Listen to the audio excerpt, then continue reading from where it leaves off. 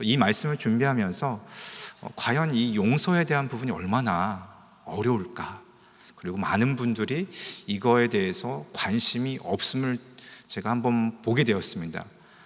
실례로 며칠 전에 그 문고 큰 서점에 갔습니다. 근데 한번 용서라는 키워드를 쳐봤는데 한 300여 권의 책이 나오더라고요. 근데 보니까 서점에 재고가 없습니다. 왜냐하면 많은 사람들이 그 책을 찾지 않기 때문에 있는 책이 몇 권, 한두 권 정도밖에 없지 전혀 재고가 없는 걸 볼 수 있었습니다. 그래서 이렇게 이 용서에 대한 이 주제의 말씀을 다루기가 쉽지 않겠다. 왜냐하면 이 부분에 있어서 저도 용서하는 게 쉽지 않은 것을 저도 잘 알고 있기 때문에 그렇습니다. 잠시 먼저 이 남아공에 대한 부분들 좀 설명해 드리겠는데요. 인종차별의 역사가 굉장히 깁니다. 17세기 중엽에 이 백인들이 이제 남아공에 이주하면서 특별히 이 남아프리카 공화국의 백인 우월주의가 시작됐습니다. 1948년에 이 네덜란드 후예들이 이제 정권을 잡고 이제 국민당이라는 단독 정부를 이제 세워오면서 아파르테이트라는 그러한 정책을 펴게 됩니다. 근데 이 아파르테이트라는 것은 인종차별 또는 인종격리라는 의미입니다. 근데 그 체제를 출범시키면서 약 46년간 이렇게 소수의 백인이 다수의 그러한 흑인들을, 이렇게 유색인들을 무참하게 짓밟고 또한 그런 정책을 폈습니다. 그러면서 이 1994년도 4월 27일 이 남아공의 만달라 대통령이 이제 당선이 되면서 선거가 되고 5월에 이제 대통령을 취임하면서 이 모든 것이 바뀌게 됩니다. 그래서 그동안에 벌였던 46년간 이 백인들이 저질렀던 일들이 제가 여기서 소개하고 하면 참 참담한 일들이 너무 많았습니다. 정말 우리 일제강점기 시대 때 있었던 그러한 고통처럼 그 흑인들을 억압하고 또 여러 가지 다양한 법들을 제정해서 그들의 삶과 그 모든 일터까지 잃게 하고 또한 땅을 빼앗고 강제로 빼앗고 또 강제 이주시키면서 그들만 그 종족들별로 구역을 정해서 그 땅에만 살게끔 이렇게 조치했던 것이었습니다. 이러한 침묵의 그러한 참혹한 상황을 반전시킨 일이 누가 했냐면 대통령이 된 넬슨 만달라 대통령이 이 일을 합니다. 그래서 그 동포들에게, 흑인들도 이것을 반대했습니다. 그렇지만 이 화해를 위해서 그 일들을 촉구하고 스스로 화해의 사도가 됩니다. 그래서 과거 백인 정부가 저질렀던 그런 모든 그 흑인에 대한 잔혹한 역사들을 다 어떻게 정리하느냐? 어떻게 정리했냐면 남아공의 과거를 다루기 위해서 아까 말씀드렸던 진실과 화해위원회를 발족시킵니다. 그리고 거기에 그 일을 감당하기 위해서 데스몬드 투투라는 그러한 성공의 대주교를 세워서 그 일의 과거의 모든 그러한 과거의 일들을 청산하는 일들을 하게 됩니다. 특히 만달라 대통령이 이 중요한 임무를 위해서 이 데스몬드 투투의 그 신앙을 붙잡고 그 근거로 해서 이 모든 사역들을 하게 됩니다. 참으로 이 대주교는 어떠한 일을 하게 되냐면요, 어떠한 근거에 대해서 이 진실과 화해위원회를 시작하냐면 그 당시에 그 우분투라는 철학이 있습니다. 남아공에 이렇게 주요한 오랫동안 전통을 갖고 있는 우분투인데 이 우분투라는 말은 응구니족의 언어예요. 그래서 인간담의 본질을 뜻하고요, 이거는 관대하고 호의를 베풀며 친절하고 다정하며 남을 보살필 줄 아는 그런 자비롭다는 뜻입니다. 되게 복잡한 뜻이에요. 그래서 이 우분투를 갖고 있다, 이것은 이 가진 것을 또한 나누는 그러한 사람이란 뜻이기도 합니다. 그래서 이 우분투가 있는 사람이 열려 있고, 그리고 다른 사람을 위해서 시간을 내고 다른 사람들을 위해서 인정하고 이러한 다양한 일들을, 그래서 다른 사람 앞에 위협적이지도 않고 그래서 평안하게 일을 이끌어가는 그러한 존재인 것을 말씀하고 있습니다. 그래서 이러한 뜻에서 대체로 자기 자신에게 가해를 했던 그 사람들에게 응보하는 그런 응보의 정의를 강조했지만, 여기서는 응보의 정의가 아니라 회복적 정의를 강조합니다. 그래서 이 우분투 정신을 가지고 이 데스몬드 투투 대주교는 그 철저하게 이 우분투의 정신을 가지고 이러한 관계 회복, 그리고 깨어진 관계들을 회복하는 일을 하게 됩니다. 그래서 회복적 정의가 실현되기 위해서 반드시 치유와 용서와 화해를 위한 이런 것이 병행이 됐어야 합니다. 그런데 남아공에 기독교가 없었을까요? 아닙니다. 75% 이상이 기독교인이었어요. 그리고 대부분 남아공에 있었던 70%의 그 대부분의 기독교인 중에 그 주력으로 했던, 그리고 주요 교단이었던 네덜란드 개혁파 교회가 있습니다. 칼빈의 후예이기도 하고 정통으로 개혁주의 신앙을 가지고 했던 그 사람들이 이 아파르테이트를 주도했었습니다. 그러니까 참으로 아이러니하죠. 기독교의 정신을 수행해야 될 그러한 남아공에 있는 그 개혁파 교회가 오히려 거꾸로 인종차별 정책을 펼쳤던 그러한 일들을 했습니다.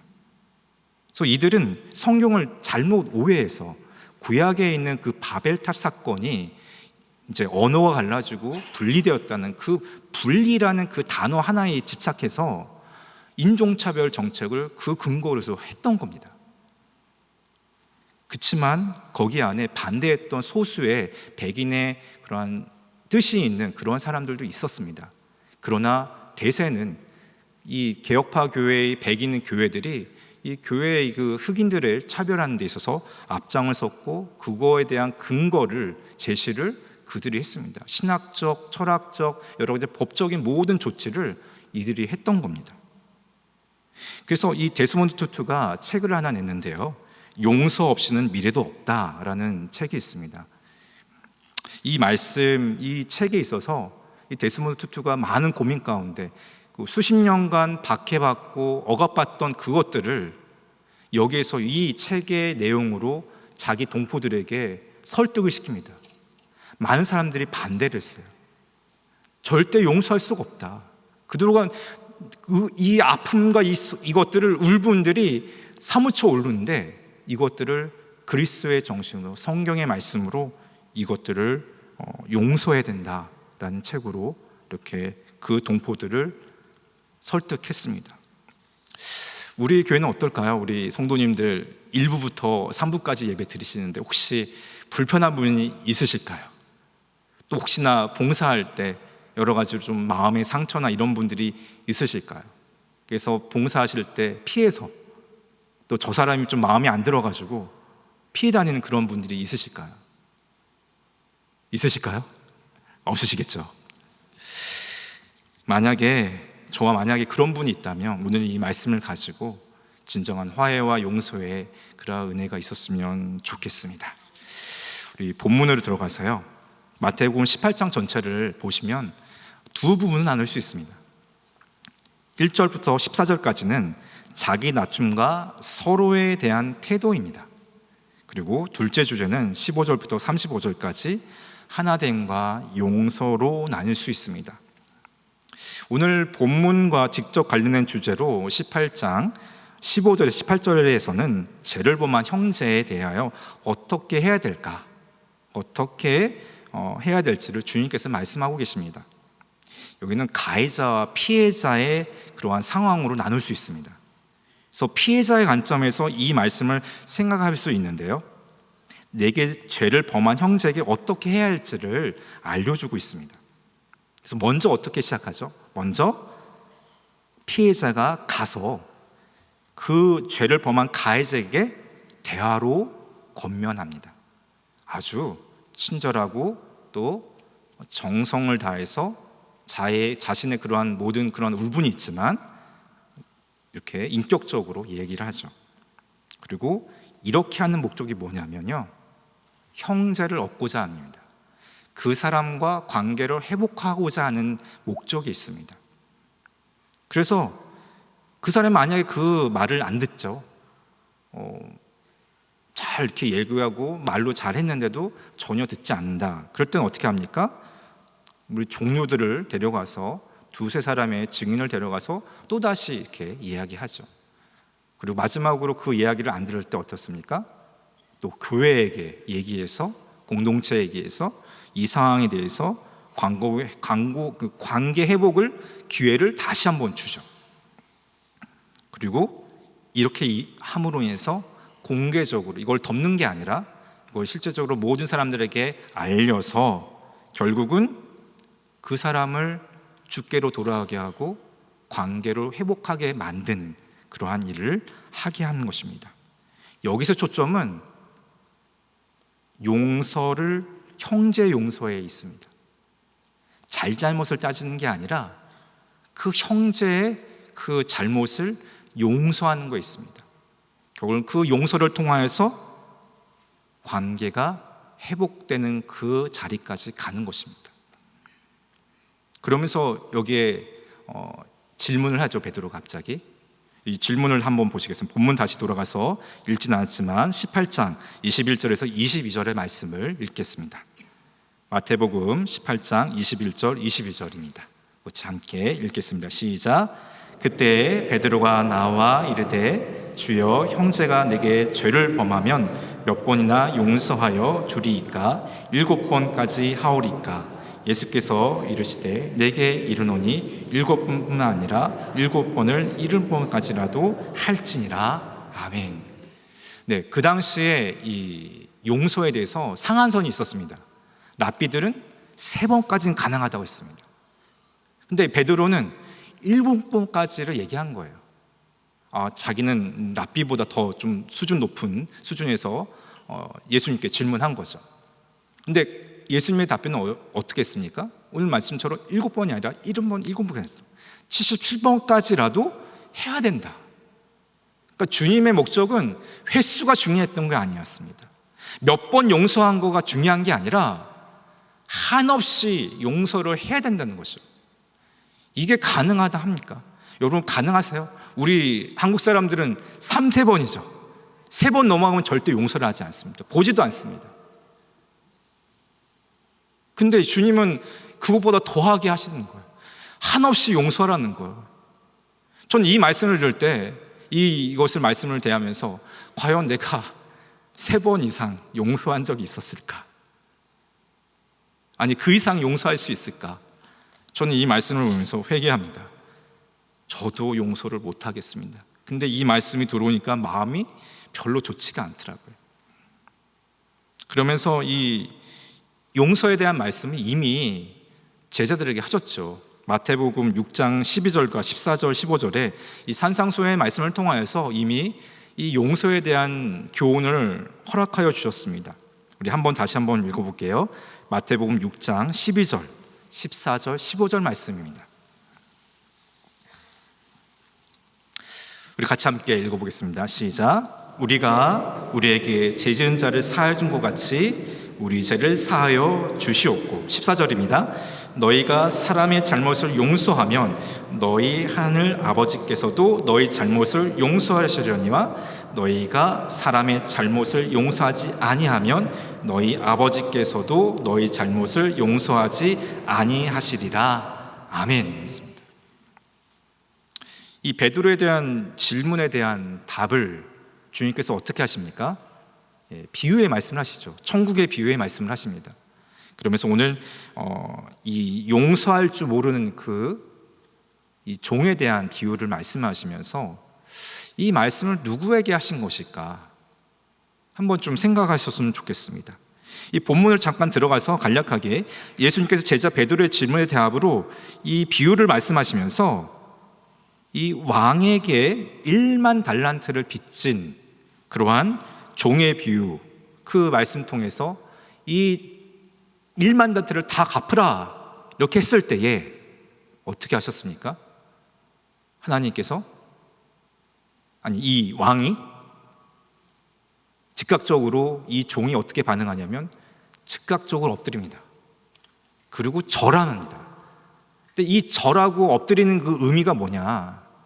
자기의 생명을 다 바치겠다는 의미예요. 하나님, 나 용서해 주세요. 이런 의미로 우리가 회개하잖아요. 그와 같이 이 용서의 개념 가운데 철저하게 자기의 생명을 다 드리는, 바치는 그 개념에서 이 용서의 그 행동을 하게 됩니다. 용서를 구하는 행동을 하게 됩니다. 그 당시 1만 달란트는 어떤 의미냐면, 그 당시 알렉산더 대왕이 전 세계를 지배할 때에 약 9천 달란트가 있었습니다. 그 9천 달란트로 한 나라의, 어느 지역의 한 나라에 그러한 토대를 세우고 또 국가 운영하는 그런 자금이었습니다. 그만큼 큰 돈이었어요. 당연히 개인이 갚을 수 있는 능력이 안 되죠. 이거 오늘날로 환산하게 되면 약 대략적으로 한 14조 정도 넘는 큰 금액입니다. 그 어마어마한 그것을 탕감을 해주는 거예요. 그 이후에 이제 다시 반전이 일어납니다. 당장 이렇게 받았어요. 탕감을 받았어요. 나가자마자 누굴 만나게 됩니까? 자기와 함께 노예 생활했던 동료를 만나게 됩니다. 근데 가자마자, 보자마자 어떠한 얘기를 하냐면, 너 100데나리온을 갚아라고, 즉각적으로 갚으라고 얘기를 하죠. 자기는 이미 10,000달란트 이상 어마어마한 돈을 이미 탕감을 받았는데도 불구하고 그 얼마 되지 않는 돈, 비교를 해보니까요 약 16만 6천만 배 차이가 나더라고요. 그러니까 14조와 약 한 900만 원 정도, 그 금액의 차이인 거예요. 그러니까 그 900만 원을 못 갚는다고 해가지고 당장에 옥에 갇힌 거죠. 여기 보시면 똑같이 26절과 29절에 똑같은 이야기를 반복하고 있습니다. 그러니까 탕감을 받았던 10,000달란트를 탕감했던 이 종이 엎드려 절하며 이르되 내게 참으소서 다 갚으리이다.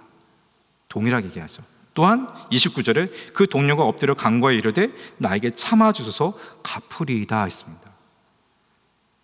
똑같은 입장이 있는데 똑같이 대답했습니다. 그렇지만 어떻게 합니까? 27절에 그 왕은 불쌍히 여겨 탕감을 하고 내어보내주죠. 그렇지만 이 어리석은 이 종은 허락지 아니하고 오히려 옥에 가두는 일을 하게 됩니다. 어쩌면 이게 우리들을 향한 말씀이 아닌가 합니다. 우리가 그렇게 하고 있지 않을까요? 우리는 크나큰 주님께 용서를 받은 죄인들인데 우리 서로가 용서하지 않고 있지 않습니까? 많은 교회의 사역들을 제가 한 15년간 돌아다니면서 많은 교회를 섬겼는데 그 안에 참으로 아픔과 그 분쟁과 그 상처들이 너무 많았던 걸 경험하면서, 또 남아공에 있을 때도 마찬가지로 그러한 일들이 비일비재했던 것입니다. 근데 누구도 자신 있게 용서하거나 그것들을 행하는 교회의 공동체를 만나본 적이 거의 없었습니다. 오늘 이 주님의 말씀은 자신에게 잘못한 형제를 진심으로 용서하기가 얼마나 어려운지를 말씀하기도 하십니다. 그럼에도 불구하고 우리는 주님의 명령이기 때문에 형제를 용서해야 된다는 것이죠. 근데 그렇다면 이 용서할 수 있는 근거가 무엇일까요? 왜 용서를 해야 되죠? 할 수 없는데 왜 해야 될까요? 그거는 예수 그리스도의 십자가의 사랑 때문에 그렇습니다. 누가복음 23장 34절에 아버지 저들을 사하여 주옵소서 자그들이 하는 것을 알지 못하니이다. 십자가상에서 그 이스라엘 백성들이 유대인들을 향하여 이렇게 고백하고 있지 않습니까? 주님이 그렇게 말씀하셨기 때문에 화목제물 대신 그 십자가의 사랑 때문에 우리가 용서할 수 있는 근거가 거기에 있습니다. 다른 곳에 찾을 수가 없습니다. 우리의 힘과 능력으로는 절대로 용서할 수가 없습니다. 용서받을 수도 없고 용서할 수도 없는 존재들입니다. 주님의 그 사랑 때문에 우리가 그 일을 감당할 수 있습니다. 그래서 그것을 잘 설명하고 있는 예배소 2장 14절 18절의 말씀에 이렇게 얘기하고 있습니다. 그는 우리의 화평이신지라 둘로 하나를 만드사 원수된 것 곧 중간에 막힌 담을 자기 육체로 하시고 법조문으로 된 계명의 율법을 폐하셨으니 이는 이 둘로 자기 안에서 한 새 사람을 지어 화평하게 하시고 16절에 또 십자가로 이 둘을 한 몸으로 하나님과 화목하게 하려 하심이라.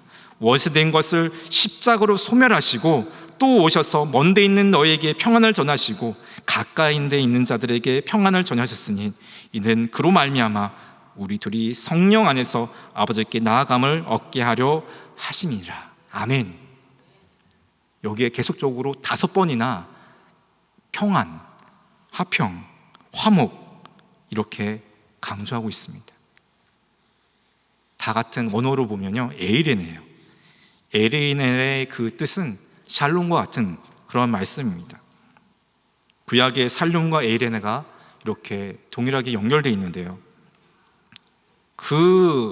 이 샬롬과 에이레가 가능한 이유는 아까도 말씀드린 것처럼 예수 그리스도의 십자가의 사랑의 사역 때문에 그렇습니다. 십자가의 사랑이 아니고서는 우리는 절대로 용서할 수도 없고 용서받을 수 없는 존재들인 것을 다시 한번 확인하시고 믿으시길 주의 이름으로 축원드립니다. 이러면서 마지막으로 이 사도 바울도 마찬가지로 용서에 대한 교훈, 주님께서 가르쳐 주신 그 용서의 교훈을 다시 한번 강조하고 있습니다. 에베소서 4장 32절의 말씀에 서로 친절하게 하며 불쌍히 여기며 서로 용서하기를 하나님이 그리스도 안에서 너희를 용서함과 같이 하라. 아멘입니다. 또 한 구절이 또 있습니다. 골로새서 3장 13절 말씀입니다. 누가 누구에게 불만이 있거든 서로 용납하여 피차 용서하되 주께서 너희를 용서하신 것 같이 너희도 그러하고. 아멘입니다. 사도 바울도 가해자와 피해자 서로가 용서하고 용납해야 되고 또 용서를 구해야 된다고 말씀합니다. 용서는 한쪽에서만 이루어진 게 아니죠. 일방적이지 않죠. 서로 우리는 가해자가 될 수도 있고요, 또한 피해자가 될 수 있습니다. 언제든지 우리는 뒤바뀔 수가 있습니다. 그래서 우리는 늘 이 말씀 가운데 용서의 기준이 다른 것이 아니라 하나님 그리스도 안에서 우리를 용서하신 것 같이 용서해야 된다는 것이죠. 말씀을 정리하겠습니다. 우리 한국에서 최고령으로 박사학위를 받으신, 최근에 93세 박사학위를 받으신 이상숙 권사님이 계십니다. 이상숙 권사님은 1931년에 출생하셔서 여성으로서 다양한 많은 사역들 또 사업들을 하시면서 성공적으로 그의 인생을 사셨습니다. 특별히 통일 쪽에 귀한 사역들을 감당하십니다. 정말 통일 쪽에서는 대모님이십니다. 정말 귀한 사역들을 감당하셔서 기독교 통일학회나 또 주빌리 통일구국 기도회 상임위원장으로 맡으셔서 여전히 지금까지 통일을 위해서 또한 민족의 그런 화해와 통일을 위해서 기도하고 계십니다. 이분이 최근에 출판한 책이 용서하십시오 그리고 국률이 여겨주십시오라는 책을 출간하셨습니다. 여기 마지막 장에 뭐가 있냐면 형련적 순종과 용서라는 주의가 있어요. 이 마지막 부분의 용서를 다음같이 정리를 하는데요, 제가 읽어주겠습니다. 용서는 올바르게 기억하는 것입니다. 용서는 정의를 세우되 보복이 아닌 사랑과 용서로 정의를 세우는 것입니다. 용서는 마침내 선으로 악을 이기는 궁극적인 승리를 이끌어내는 것입니다. 용서는 참으로 평화를 이루는 것입니다. 용서는 사랑하는 것이며 용서는 궁극적인 관계의 회복입니다. 이것이 예수의 삶과 교훈이며 예수의 혁명적 순종으로 보여주신 실천입니다. 이렇게 정리를 하시더라고요.